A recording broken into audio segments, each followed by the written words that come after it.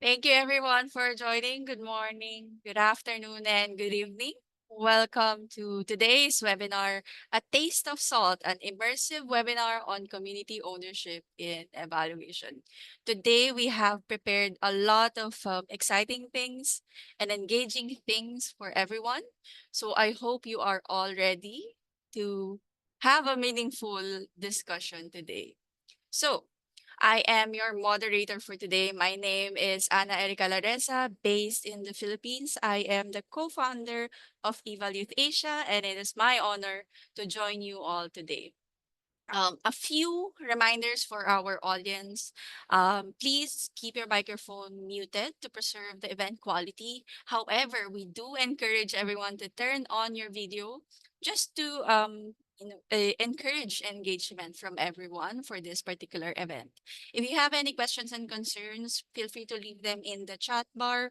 However, we will have a lot of opportunities to discuss and engage all throughout the webinar, so please do not hesitate to engage via chat or if you are prompted throughout the activities of today. Please also do not record the webinar. It interferes with the default recording of the Zoom functions, and this recording will be shared and uploaded on the APEA website anyway. So no worries about having a recording of this event. So also to let you all know that this particular event is part of the Evival Vision Asia, where we are celebrating accomplishments of the Asia Pacific region in evaluation in 2024, and we are getting ready for the next incoming year. This is the second event of the week, and as you can see on your screen, we have a lot more to look out for this particular um, e- culmination of events. So, without further ado, to officially open this event, I would like to call to the floor Tulminat Chamatkara, my co-founder as well and colleague from Evaluate Asia. Over to you, Chama. Thank you, Erika. Good morning, good afternoon, good evening, all of you from the different parts of the world. So, it is my pleasure to welcome all of you to today's webinar in the webinar series and also part of the Vision Asia. The title, Taste of Salt, an immersive webinar on community ownership in evaluation.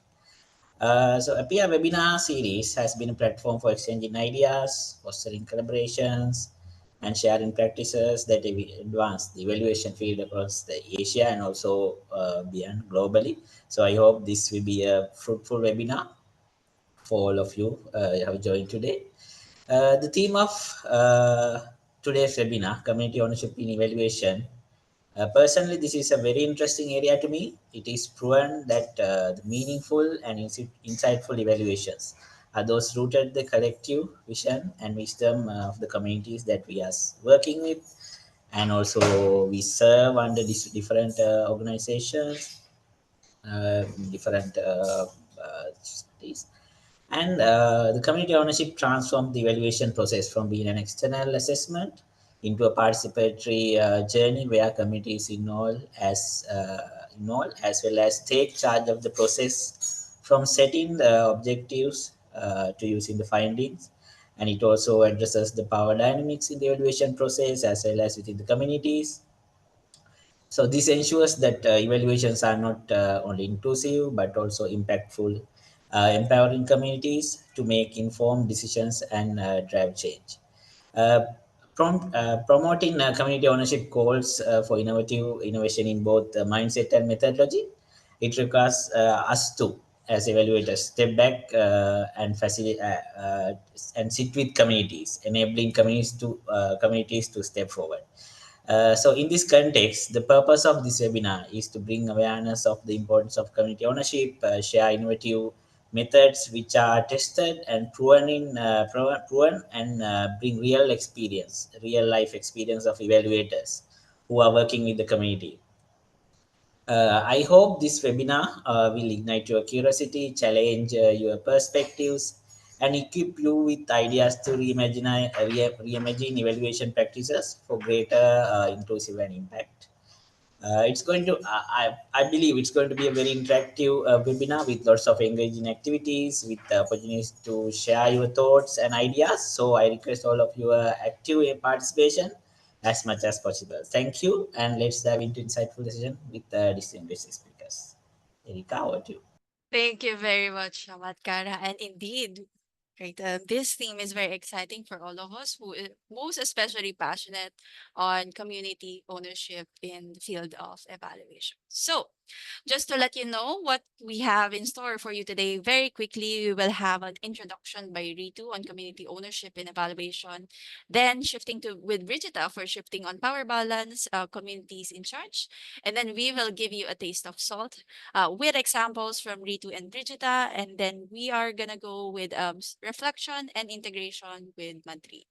I'm not gonna spoil any much of this without any further ado. So first up, I would like to call our very first speaker, Ritu Binanda, Participatory Program Advisor in South Asia for Global Fund for Children. Over to you, Ritu. Hi everyone.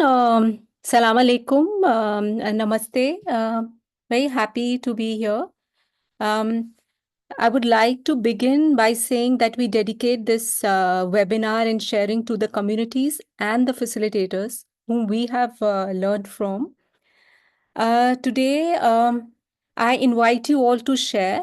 This session is not to judge that who is right or wrong. Everyone's knowledge is valued, and so I invite everybody to share from your heart, and we will focus on learning from each other as we share our experience from our own context. So let's make it as an exploration, without making it as an examination. So to explore this, there's a little warm up. Okay, are you ready for that warm up? So we have a few questions on Mentimeter, which I request Erica to share. Um, yeah, and if you could go to, if someone can also put Mentimeter's URL on the chat. Please, or you can scan the QR code from your phone if your phone is available. Use this passcode and a question will pop up. We have a few questions. I request someone to please post the link here as well in the chat.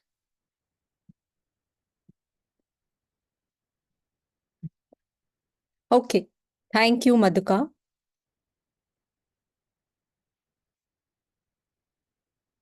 So first question is like, where are you currently located? In which country?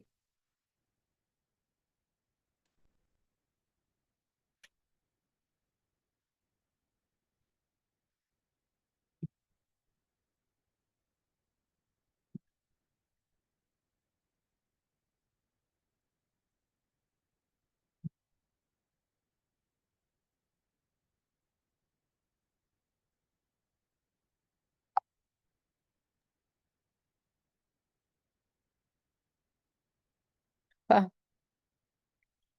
wow. So it's Africa, US, Europe, Asia.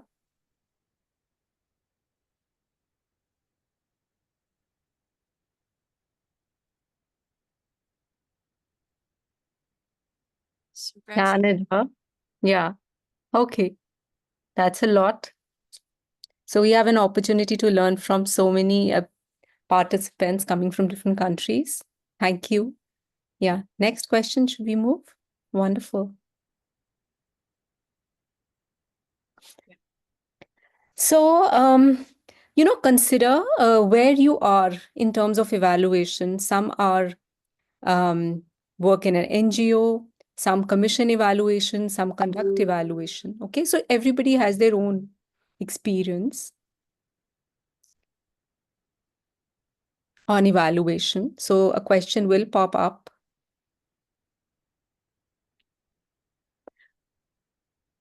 So who do you think designs evaluation in your scenario?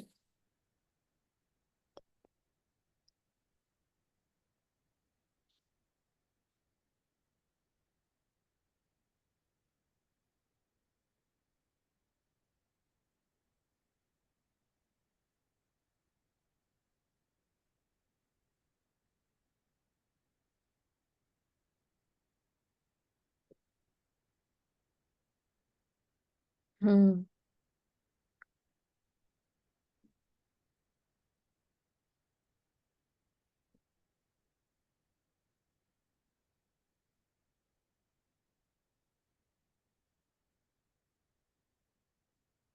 Okay.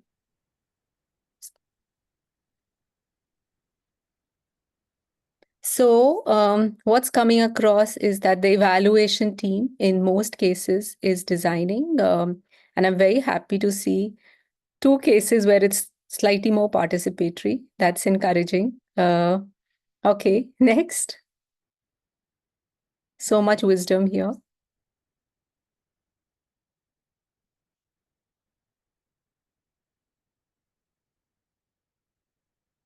We have 48 people on the call today. So let's see how many are responding.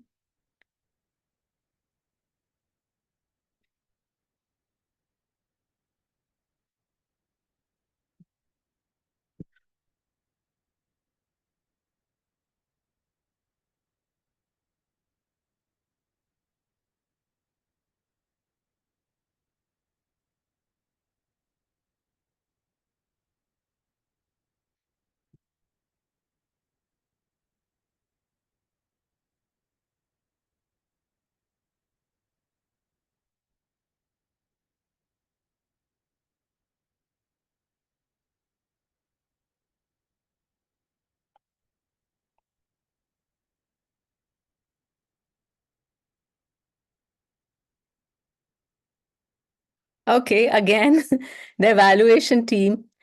Yeah, also think, are these questions, are the answers surprising you? Or are they as expected? But yeah, again, one or two I do see community facilitators. So thanks for whoever shared that. Okay, 40 responses. Amazing. 40 people from out of 48 have responded. So thank you. Yes, next, please.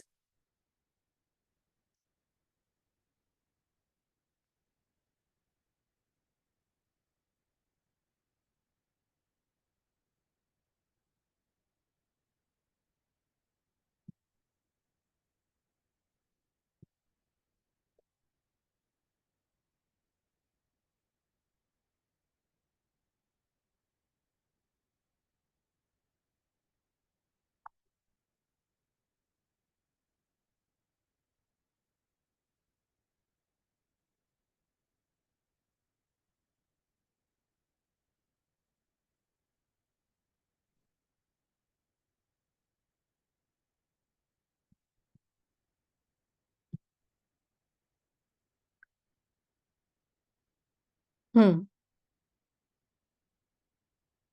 Okay, here it is the program team. I assume people mean the implementation team. Yeah, so there are project implementers, project managers. Yeah, so what is coming across is designing is by someone, data collection analysis, again, an external, and then program team, which is implementing internal. And I did not find a single answer. Yeah, okay, one, community members. And I would really love to know what they mean by community members, who they are, but very happy to see that. Yeah. 45 respondents out of 50. Wow, you got it. This I'm like so impressed. Thank you so much for that. Yeah. Okay. I think we're done. Yeah. Thank you. Thank you, Erica. Yeah, so this was a little uh, something for you to think about, like who commissions, who decides, who uses, who holds the power, particularly of decision making. And also, other points to think is like, yes, we say, okay, who designs, but or we list different steps in evaluation, but we need to think that where and who was involved in which step. Usually, communities are involved in data collection. So that That thing also we need to keep in mind. And lastly is the depth of involvement. And there are several authors, there are several practitioners who've written about it, like Bradley, Dr. Fetterman's book on collaborative participatory and empowerment evaluation would give you many such insights, if not seen them, different models of participation. So please keep these things in mind and your own experience as we move towards the session. And so I'll see you soon then. Thank you very much, Ritu. So, I think Ritu is just having a little bit of internet problem for a little bit, but she will also join us back very shortly after our next speaker, which is Brigida Shoemaker, a social and organizational psychologist. Brigida, please take the floor. Thank you, Erica. It's great to be here, and I want to first thank Ritu for inviting me to speak in this community of practice. I've learned a lot from Ritu about community ownership, and we will share our experiences later in this call on using the SALT approach that was developed by the Constellation. And I also want to give credit to my teacher Arnold Mindel from the process work modality that I will use to uncover power dynamics because Ritu already named decision making is a key aspect in the question like who is responsible for data collection, who is responsible for the data, and what does it mean to do participatory evaluation. So English is not my first language, so excuse my accent. I was born and raised in the Netherlands. I'm self-employed, I live in Amsterdam. And when I studied psychology in the 80s, this was a time of transformation of labor relations, participatory leadership, servant leadership. These were new concepts and practices. Also, ownership of organizations was handed over to employees, and employees were finding new governance models in cooperatives. And I'm still working in the context of leadership development, coaching style leadership, but today we will focus on, I will give examples later on community building with refugees and what ownership and participation means in that context. But before we go there, I would like to uncover power dynamics that underlie the current topic of ownership. So Erica, please, the next slide.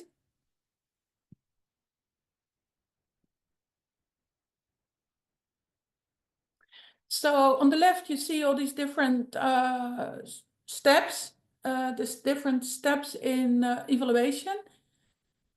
And you just give your answers, which is very informative to see your answers on Mentimeter. And we are going to look at the underlying power dynamics, who is involved in decision making.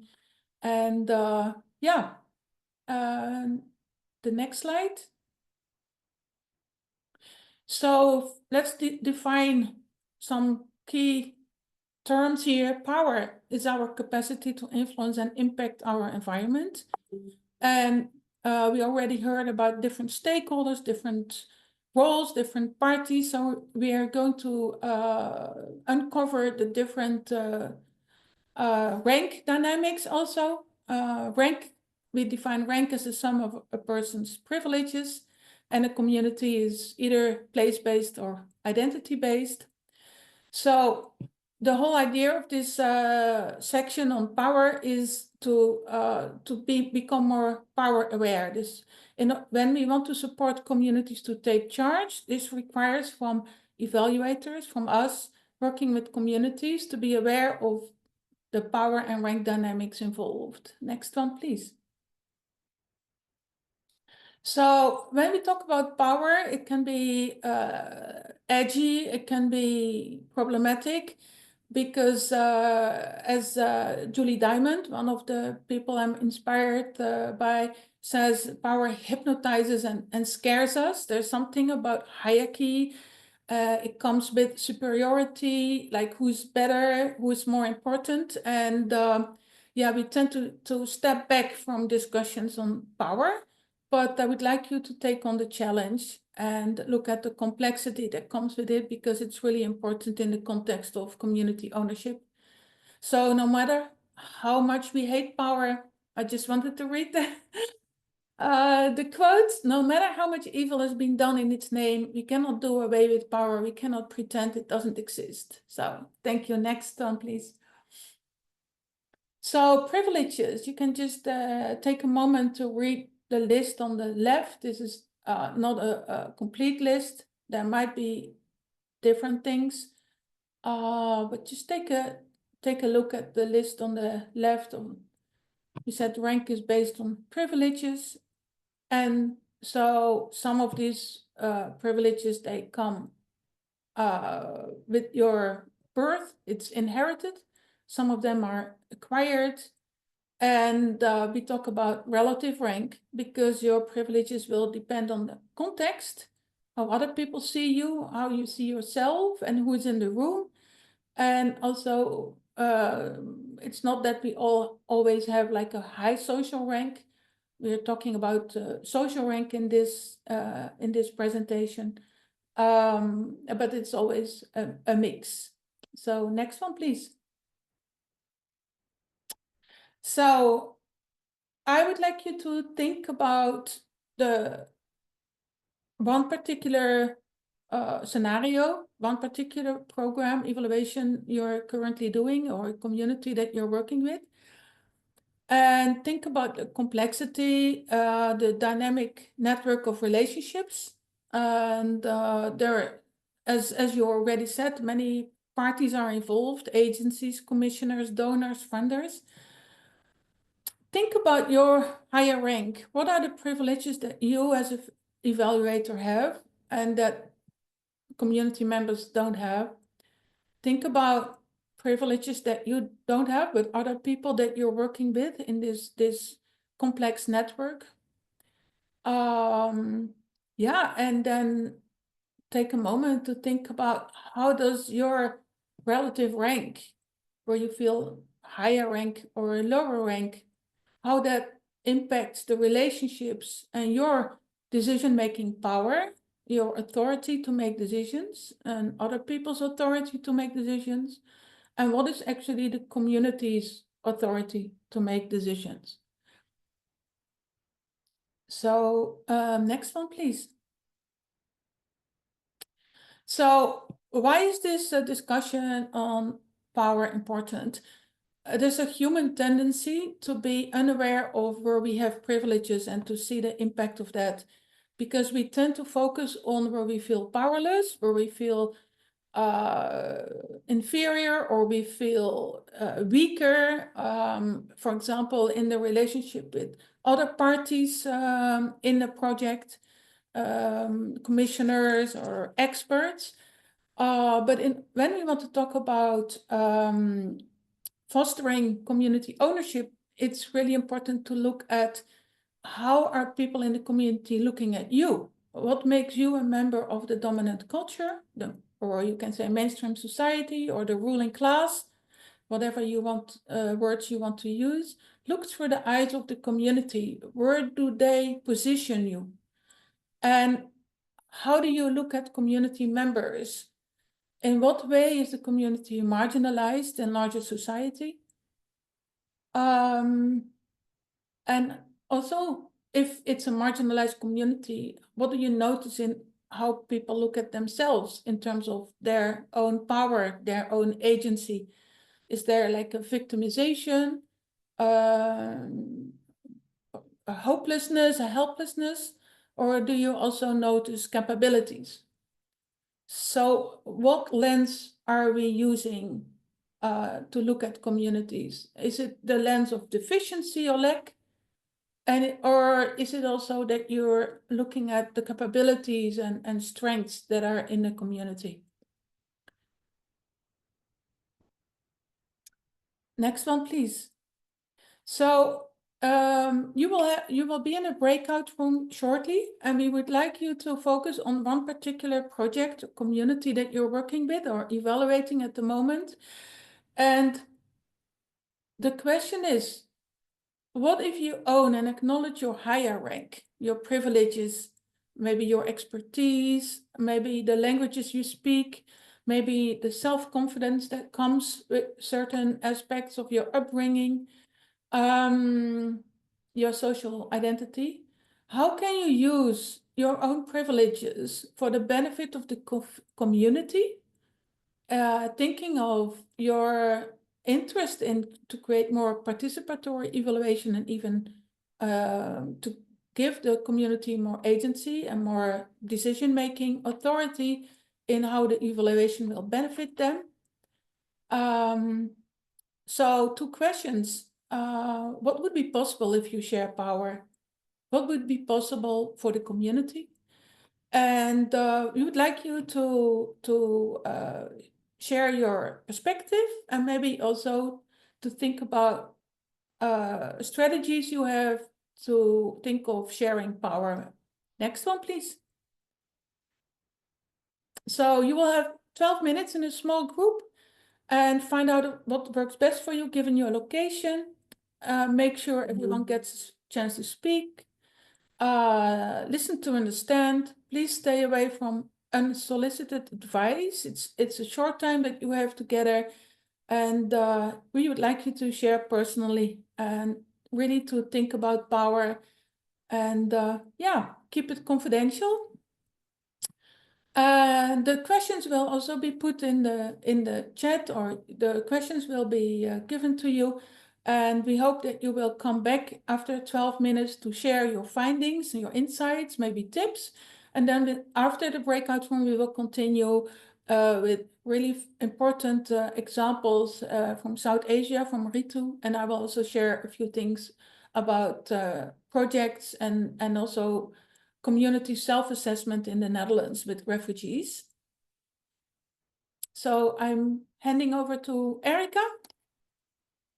Yes, thank you very much, Brigida.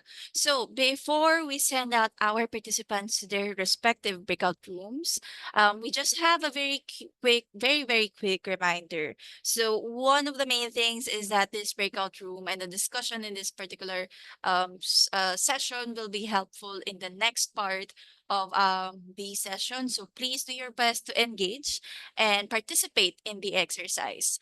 Another thing is that please do try to remember your group number. So just in case that you do disconnect, we are able to connect you to your correct group. So please, that's the very first thing that you need to remember when we do distribute you randomly.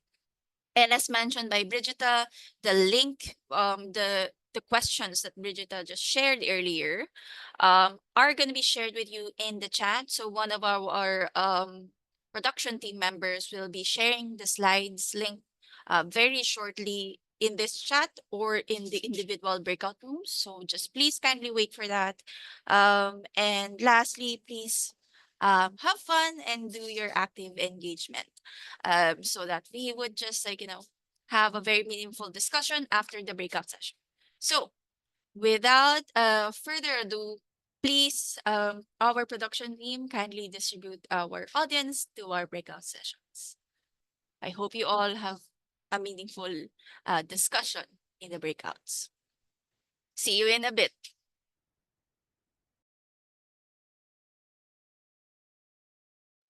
Erica, also the breakout slides are in the link here on the chat. Do you want to mention that? Yes, yeah, that's what I meant with the question. So Randika has just shared that the link in the chat. Thank you very much, Randika. If we also have can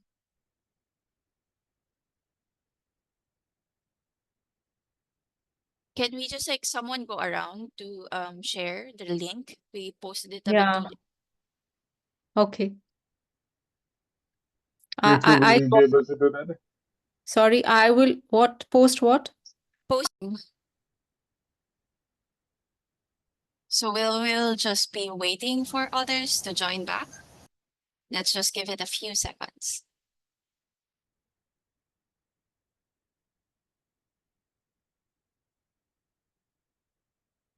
Erika, I think almost everyone have joined back to the main room. Alright. Thank you so much, Madoka, for letting me know. Okay. In that case, we will just thank you everyone for actively participating in the discussion despite some difficulties. I've been going in and out in the breakout rooms, seeing some people very engrossed sharing in their experiences. I know the time might be a bit short for others, but we have an opportunity to share it with the whole plenary. So, to initiate that discussion, Brigida, I'm going to return the floor to you to take over. Thanks a lot, Erica. And yeah, we would like to hear from you. Maybe you can write in the chat. We would like you to write in the chat some of your insights, some of your ideas. Can be a suggestion, can be something you found out. So please let us know by sharing some ideas in the group chat so that we can read from you. I know my group was talking about also the relationship with the community. What is the trust base? What are the language differences? What are the expectations from community members to evaluators? So yeah, let's read. Let's write and read in the chat.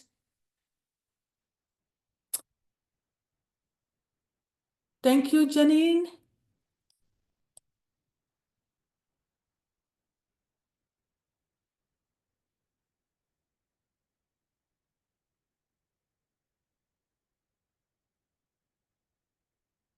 And Lokesh.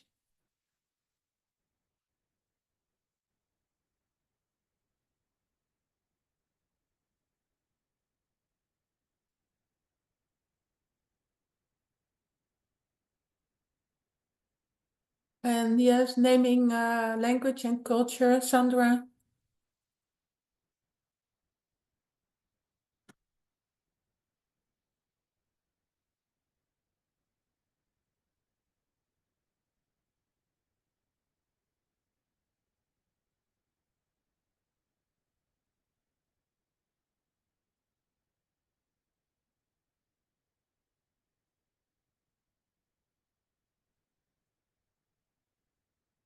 I was really happy to see that people have ideas and that you don't feel blocked by the higher rank of commissioners or experts.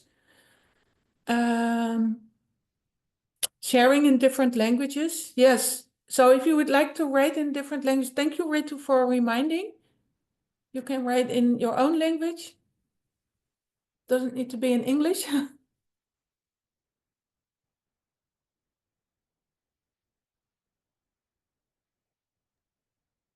Sorry, can I just announce? There are a lot of people from Bangladesh and India. आप हिंदी में या बंगला में लिख सकते हैं कि कैसे हम कम्युनिटी को पावर हम कैसे उनको पावर दे सकते हैं कैसे हम अपनी पावर कम कर सकते हैं जो कंट्रोल हम कम्युनिटी पे नॉलेज का कंट्रोल हो सकता है पैसे का कंट्रोल हो सकता है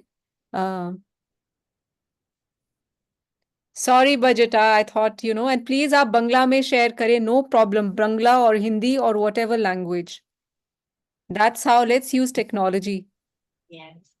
I will also add, Rita, if you don't mind, even though unfortunately we do not have the resource for the audio translation, we do have the translation feature on the chat that's available by default. So no worries about having it in other languages.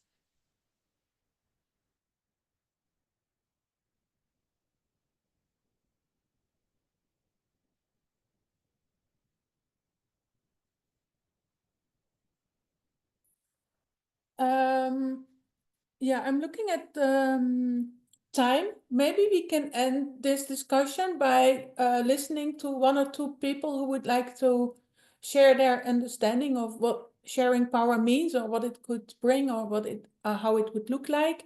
So if somebody wants to open up their microphone and share, that would be appreciated as a last thing on this topic.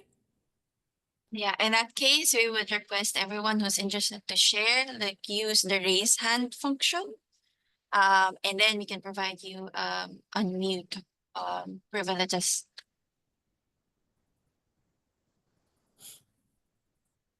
So there is a raise hand option at the bottom of your screen. If I'm not correct me if I'm wrong, but I believe it's embedded in the reaction. Okay, I see Sadia, so I'm immediately gonna unmute you as well. Over to you, Sadia. Okay, thank you, Erica. Like, we like power is such a powerful word, and sometimes not. Like always, we feel power is itself is a negative word because we see that those people who are in power, they practice or apply this power in a very negative way. But power itself is a very positive and assertive word, but we never apply it or never try to apply it in a positive way. So if we can see the word power itself in a very neutral way, that power, and if we want to use the power in a very positive way, then it will be a very powerful word, and also itself is a very powerful word, right? So when we want to make our community more empowered, or when we want to share the power with everyone, then it has to be like every stakeholders participations to share the power and be accountable and empowered and take the ownership, and also that how to share the power. If we can make them like feel that your voice is also heard, you have also something very special to contribute in your community. If we make them feel that you are safe to share your voice, to say everything, or you can share your thoughts uh, in front of everyone, then I think everyone will be more eager to contribute raise their voice, say their share their thoughts, and be empowered to take the accountability. So yeah, thank you. Brigita, you're muted. Thank you, Sadia. That was really hopeful, or it's really promising to hear from you. And I think it's also that you sometimes feel like we are losing control when we engage other people. So it's also like, how can we share power by asking other people to give their input without us feeling disempowered? Like, how can we collaborate with communities even there is barriers in language or culture? How can we see each other more from a perspective of meeting as equals, even though there are these differences among us? And Ritu will talk more about that. So thank you all for engaging with the conversations and discussions. And I think this is the time for me to hand over again to Ritu, right? Yes, believe so. Yeah. Thank you, Bajita. So about this power, and so the question is how to do it. That's it. We want to do it. There's no doubt about it. Most of us, all your inputs are showing. So I want to share my own personal story, if it's okay with you all. Very happy to share my own vulnerability and how I was going wrong. So we were invited by a funding agency. It was start of my career, and where we had to engage a group of sex workers in community-led action research. Okay, so the donor is ready. We are ready, the evaluators. So we did this very participatory workshop with the sex workers who said they really enjoyed it, and we thought, oh, we've got it, and it's going to be participatory. But they came back and said, no, we don't want to. We cannot do research. It's only PhDs and highly educated people who do research. So that is where I learned that there is unlearning both sides. While I had to unlearn to let go the power of knowledge which I was bringing, And similarly, the community, those with the lived experience, they're not valuing their lived experience, and they are thinking that outsiders for whom it is just theory, they are going to provide all the answers. So how did I address it? We were caught and it had to be participatory. So I reached out to an approach which had helped me in implementing, in building community ownership.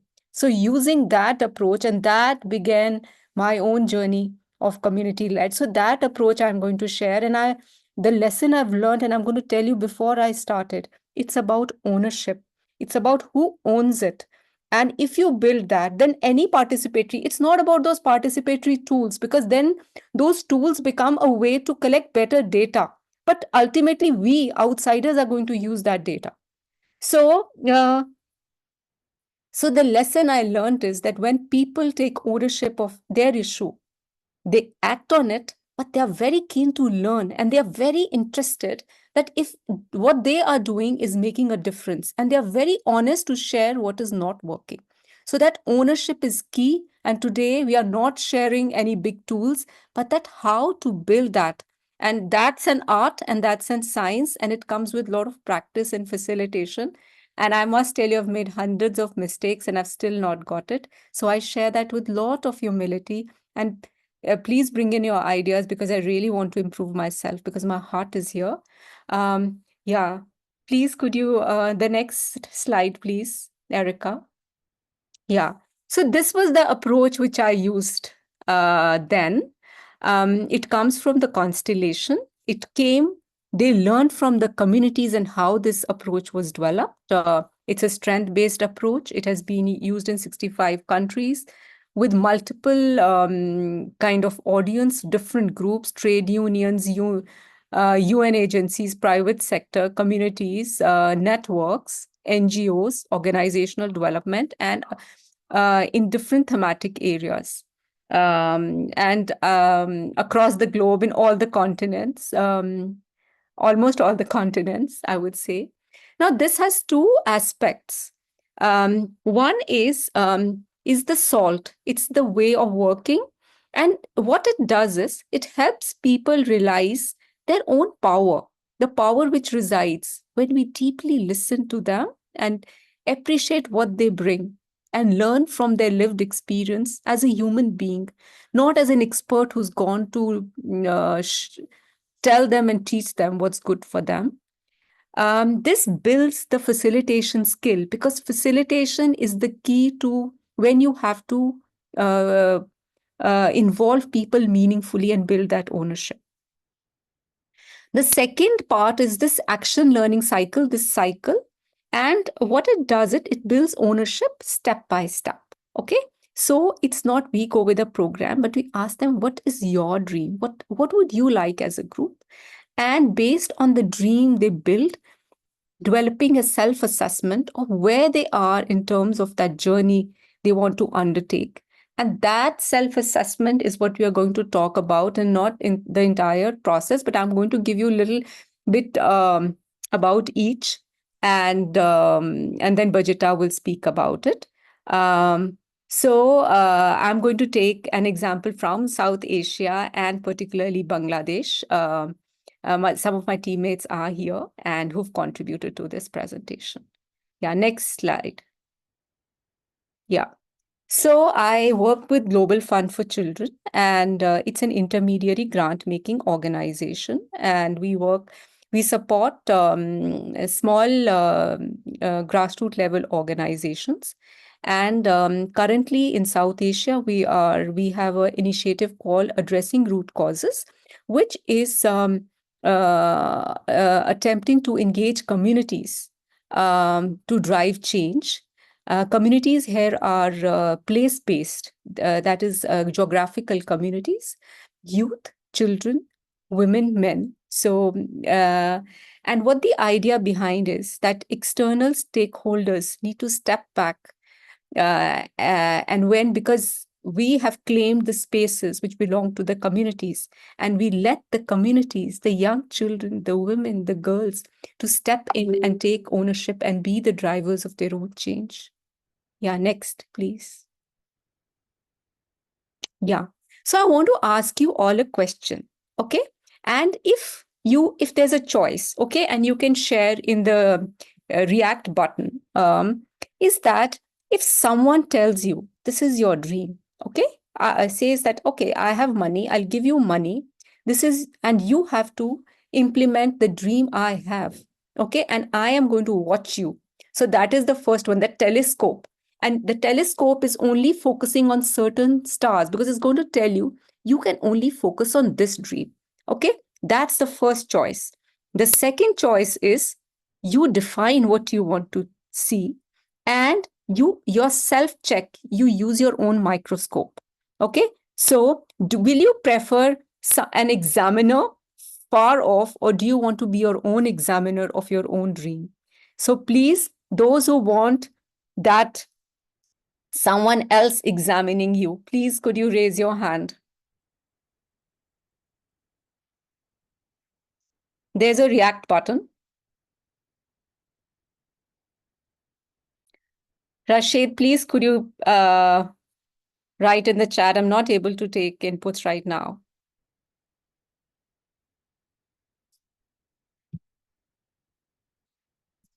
Could you please put in the chat button?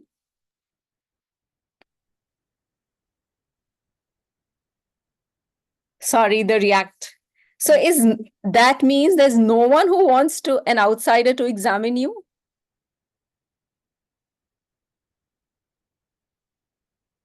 So who wants to be the examiner of their own dream then? Can you please put the react button? What would you like?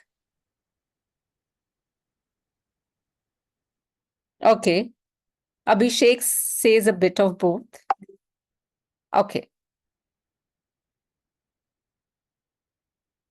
Okay. I want to be my own. Okay. Interesting. Okay. Okay. So, so I have seen scenarios. Sometimes, yes, the outsider can help you look at your own mirror, but if you are your own driver, but let's see what we did. Okay. And what I did. And maybe I made mistakes, but I'm very happy to share. So here, next slide, please. Okay. So as I said, we work with intermediary grant making organization, and I request Erica to please keep tab on my sharing. I want to give adequate time to Bajeta. So here we are accountable to the donor we get funds from. At the same time, we want to let go the power we can hold over the NGOs. And similarly, we would like the NGOs also to that they facilitate that the communities they work with, they become the drivers. So you see that the power has to be redistributed. So, and in monitoring and evaluation, this power becomes even more amplified. Yeah. And but inside, within every evaluator, every commissioner, that little dream that we want to be our own drivers of change. We want to drive our own bus. So, so therefore, at Global Fund for Children, there is no monitoring, no one is monitoring, and we've moved towards self-assessment. And there is no self-assessment framework we are sending somewhere from Washington, D.C., but it is very contextualized, it is localized, and based on the dream of that particular organization or the community. So we have multiple self-assessment frameworks. Okay, next, please. But how? So the power, as I said, is I will not go into it, but it has to be redistributed at all levels. So whether in an organization where power hierarchies are there between groups of organizations, because we fund different groups of organizations, then self, that power, first power within, and of course to the community. So when all this happens, then actually community ownership happens.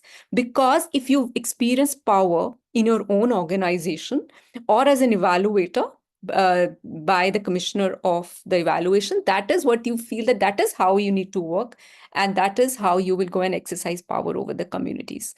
So it's the entire system which has to change. It's not like one segment. That's what I have learned. Next, please. But I share that action learning cycle. What is the fuel? What is that? What is the life giving force here? What I have learned is it is that building very strong relationship and connection and letting go that expert set that okay, I am here to learn. I am here to tell you from that I am here with humility to learn and to appreciate what you bring. It seems very philosophical, and people will say, oh, what these kind of conversations, what can they do? But let me tell you, and there are a lot of people here who realize that this is the game, this is the magic sauce. Okay, so 2 more minutes. Next, please. This is what salt approach way of brings. Yeah. So the second step here is asking what is your dream, and we have encouraged the organization, and the organization has done a similar process in the community, and using their own language and different expressions. It's here you see it's in the form of poem, they've been songs, they've been drama. So when people, it's their dream, they own it. Yeah, next, please. Yeah. Next is the self-assessment, as I said, is developed from the dream of the NGO or the community or the organization. Yeah. Let me just share some examples of this self-assessment. You must be curious. Yeah. So this self-assessment, the practices are what you need to achieve your dream. Okay. And this is a self-assessment of a cohort or a network. We can always think, how can they self-measure? So these practices and can be self-measured. So these practices are developed with that group. Level 1 is lowest, level 5 is highest. And the reason why they are at that level, here, yellow is what they were in November last year, and in green is where they have moved. And because its self-measurement is far more honest, and the action plan is based on this. There is no activity determined by Global Fund for Children. They have themselves determined their activities based on the self-assessment. Yes, next, please. This is at organization level, thanks to Brad team who were very open to sharing this. So here we see that how after self-assessment, they're moving towards a much flatter, non-hierarchical organization, and the culture where women staff are taking leadership, where community facilitators have a role in decision making, reaching out to the seniors. We see it, it's becoming very visible now. Yeah, next, please. Last minute. Yeah. But we've also moved. So we saw from a group of NGOs to the NGO within organizations, and now at the community. So communities have developed their own self-assessment based on their own dream. And here is a group of teachers from Grow Your Reader in a village called Gopalganj, where they defined their dream for the school. And they've developed an action plan. And one nice action which they've decided to take, and I feel so proud of, that there's no playground for girls. How can children have better access to libraries? Similarly, there's self-assessment where communities, for example, Alokitos communities, they have said, okay, we recognize that there is drug use. We recognize that we are marrying off our children very early and we need to readmit. So what this self-assessment is slightly different from monitoring by communities, because they are not only holding the system responsible, but their own harmful practices. So that leads to a change in mindset and behavior. Yeah. So this was last of my slides. And what I just want to tell and share with my fellow evaluators, that start from where you are. Even if you cannot involve the community, you can always evaluate the program, that how meaningful a participation was. So no one is, what is ahead. You just start, because we cannot, because the communities are losing trust in the in institutions, and And if that happens, and if the more passive they become, we are getting into more trouble in terms of development. So this is a little message, and thank you so much for listening. I can share more later. Yeah, you can reach out to me. Yeah, thank you. Thank you very much, Ritu. Over to you, Bridget. Yeah, thank you, Erica. And Rito, you presented the action learning cycle of SALT, where self-assessment is one of the aspects in the cycle, one of the steps in the cycle. And I would like to bring to your attention the relationship with the community, because you mentioned trust or distrust and passivity, Rito. This example of the Netherlands will make sense because are we talking about refugees, newcomers, or neighbors when people come to our country? So we had a lot of people, like 30,000 Syrians and 8,000 people from Eritrea coming to the Netherlands in 2015. And so we can talk about evaluation and assessment, but I would like to bring in the bigger picture of what is the relationship with the community. And this quote from a Syrian man when they just arrived in the Netherlands is very telling, because they said, we have skills, we want to be able to work, we want to contribute to society, and most of all, we want dignity. They already felt that they were being approached as pitiful, as weak. They wanted to show up and say, hey, we are resilient. We want to be part of society. We don't want to be only passive. And so this is telling you something, sharing something about what is the relationship that you have with the community before you start actually assessing. So next, please. So this is a community of different families, and you see we were working bilingually. In order to bridge the gap with the community, we were working with a former refugee who also spoke Arabic. And so we had this bilingual facilitation, and the families have a shared dream. And we used the shared dream also to think about practices. Next one, please. So they defined their own practices based on the dream, and the practices became then the basis of self-assessment. So another project we did was with talking about the neighbors. So changing the language from refugee, which is a form of othering, and people felt being minimized and being dismissed in being labeled as a refugee, we started to talk about neighbors. And Dutch people who were born and raised here were pairing up with people with a migrant status to visit their new neighbors and make sure we have in the team different languages. So this is an example of just how do you engage with people and how do you bridge the gap with the community. Next one, please. So yeah, this was the facilitation team. And you see in the Netherlands, the people born and raised with Dutch ancestors, are right people, but we really wanted to have a facilitation team of people living in the area, and so to include the neighbors, so that we have mixed teams and that we can meet people even though we have different identities, to bridge the gap by making sure that we have a mixed team with different identities, diversity in the team. Next one, please. So yeah, this is also to representation is really important to have those. The woman in the middle is from Indonesian descent and second generation migrant, and then the two men of color from sub-Saharan Africa.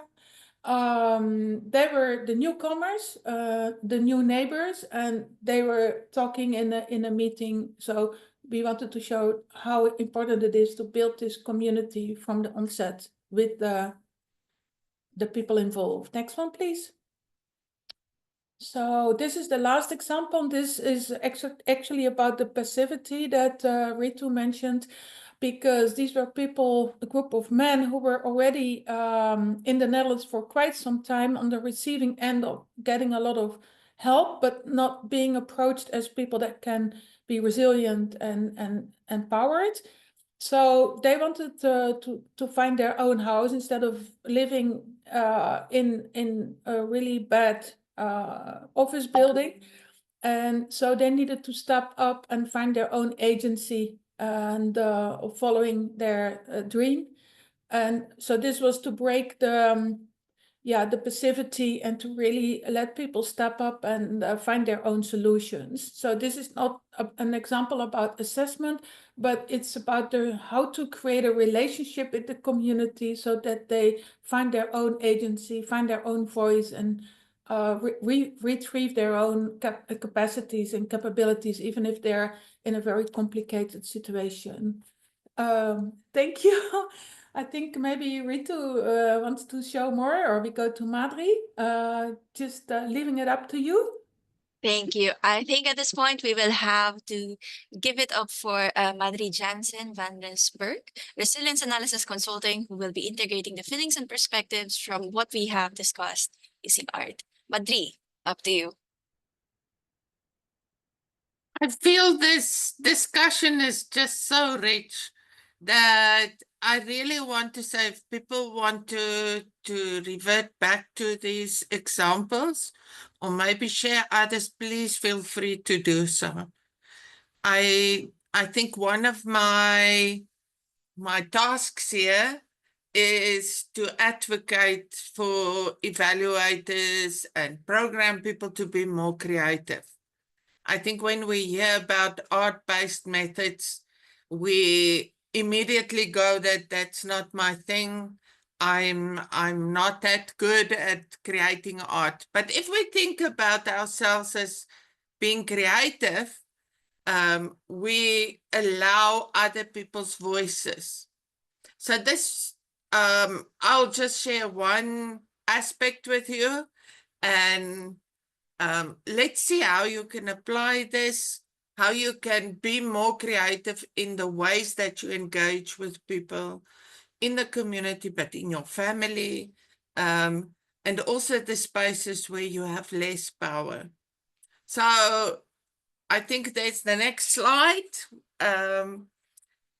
If you have a pen and some paper, you can also use colors if you want. I want to ask you to just reflect on this webinar and draw a tree with some fruit.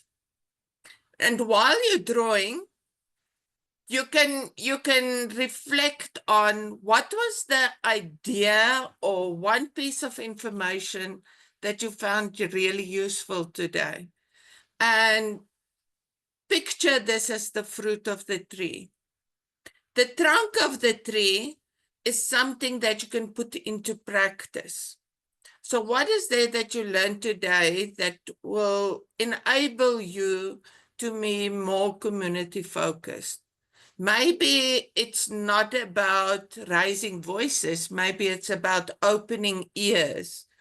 If we use that power and that rank that we have and privilege, we can actually enable people to hear better, not only to raise their voice. The roots of the trees are those strengths that you already have. You already have networks, you have facilitation skills. Think about something that you can harness to make your practice, to change it just a little bit after today. Maybe there are also some things that you need to unlearn. I think this was, for me, very relevant when I started doing more inclusive and participatory methods, is that I had to let go of, even if we say facilitation, it still implies a power balance, a knowledge balance, or imbalance that Ritu also referred to. So maybe there's something that you need to let go of as well. And you can imagine that as the fruit that that needs to fall from this tree. So maybe I can invite some feedback on what you've learned, but maybe also if you want to reflect or ask some questions of Birgitta or Ritu or any of the other people that are here today. I enjoy the sharing more than the talking. So maybe if we can look at the chat, or if there's a hand, we can open the audio. Yeah. So we have 5 minutes to do this. So I hope someone in the audience did a little bit of drawing as well. Yes. You feel free to share your insights using your drawing. I have one myself, but obviously I'm the moderator, so I would love to hear from others instead and see what we can hear from them. Anyone interested? Feel free to use the raise hand button. Anyone? Or if Maybe someone wants to share some other method that they found useful. or if it helps, I could start the ball rolling and share mine. I don't know if I can. Right. Okay, this is just a very simple elementary drawing of a tree. Perfect. Oh, the background thing is not helping, but yeah. So the thing is, like, obviously, with everything that was discussed and what seemed to be the most important that I got, which is the fruit, is the power. And with the discussion, it seems like it's the most important thing to be mindful of. And for the trunk, I did active listening. It does seem like, one thing to surrender power is to listen first in the first place. And to whom should you to whom should you empower the most, essentially. And then for the roots, my strengths is on facilitation and communication, obviously. And I did find that through experience is very helpful in a sense. And for the fallen fruit, definitely some stereotyping. I am aware that I am coming from a culture that's still very strong in stereotyping others. And it's something that I do my best to unlearn as much as I could and keep my eyes open. So, thank you. Thank you for sharing that. I found this very useful when engaging with communities, especially when they're a bit different from my own culture. So you can also use this tree on a very large scale, and people can actually add their fruit to the tree. Maybe in the next webinar, we will have a whiteboard and people will be able to add those. But yeah, the technology is there now to even do this remotely. Anybody else wants to share some examples? I heard some very interesting suggestions.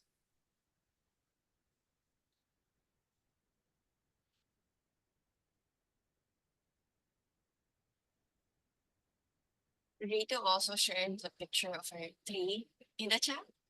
So this is also an option for our participants. If you want to, please feel free to share your trees in the chat.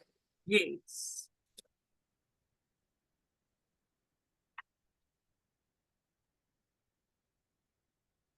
There's still a minute or two left.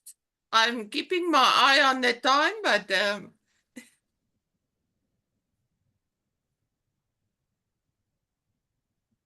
I think letting the community talk is really important. Just to share, I work with children a lot, and I also work with elderly people. And the two situations are very different.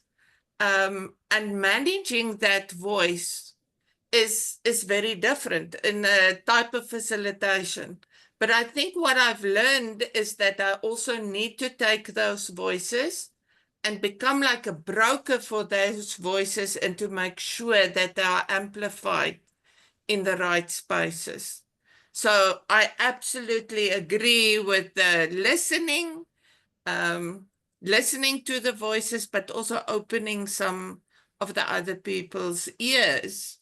And those people are often approachable by evaluators more than anyone else. I see some lovely trees. I hope there are more, and I hope I stimulate you to maybe draw a tree every day and think every day about what is this new thing that you learned for the day and how can you practically apply it. Yeah, I hope you have gathered as much as I did from this conversation today. Thank you very much, Madri. I think at this point we will have to wrap up the webinar because we will also have a couple other speakers to wrap up. Thank you so much, Madri. And I think there's also processing the discussion, which we have which we have a very meaningful one, I believe as well. And trying to put that into art is also a very interesting concept. And maybe if everyone is also interested in this particular methodology, we might also do a webinar as you have suggested. Let's see in the next incoming year. Okay, to do the closing remarks. Oh, no closing remarks. For now, let's do a group picture. Just keeping it spicy a bit. So I would like to ask everyone to open your videos. Please join us in a quick group photo for everyone, just to remember and commemorate this day very quickly. Please open your videos and join us. Okay, everyone, please open your camera. We have two pages. Page 1 and page 2. Okay, thank you, everyone. Thank you very much, Ahmad, for helping us out with the group photo. Okay, so to do the closing remarks and summarizing this whole event, I would like to invite to the floor Christina Semasingha, social science researchers from IHE Delft, the Netherlands. Over to you, Christina. Thank you so much. Thank you, Erica. And thank you, Bajita, Ritu, and Madri for that very insightful session we just had. We live and work in a world where there are huge disparities in power, and which gets reflected in the way we do research, do evaluations.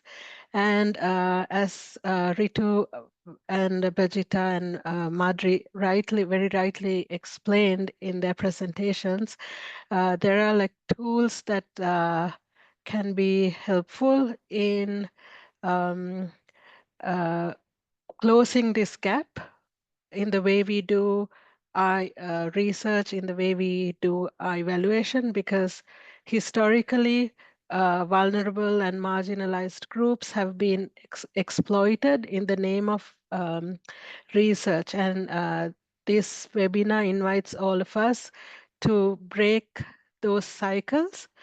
And also, Ritu has very kindly agreed to teach anyone who's genuinely interested in learning more about salt as a technique to connect with her. We'll share her share the link to her LinkedIn profile in the chat.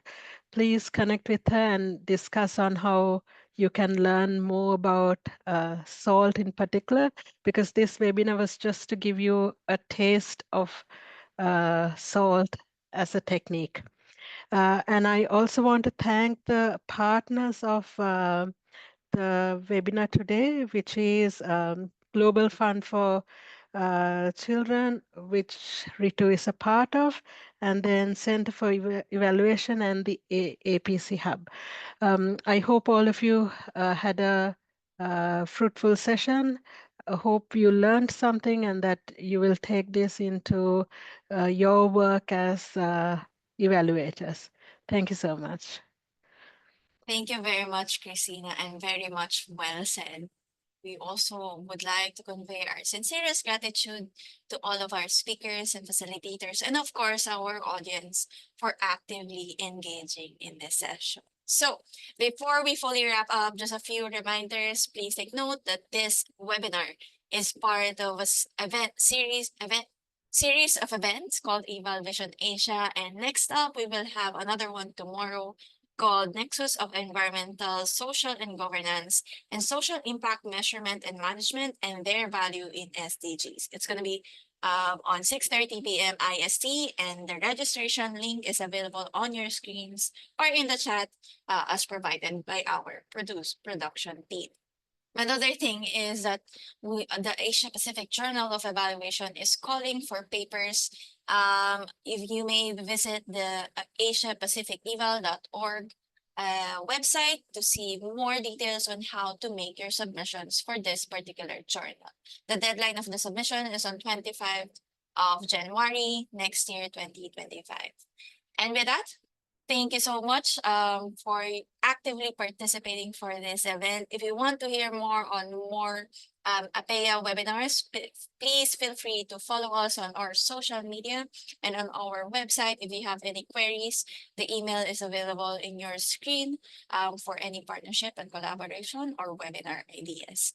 With that, thank you so much again, and we officially end this webinar. Have a great day, everyone. Thank you.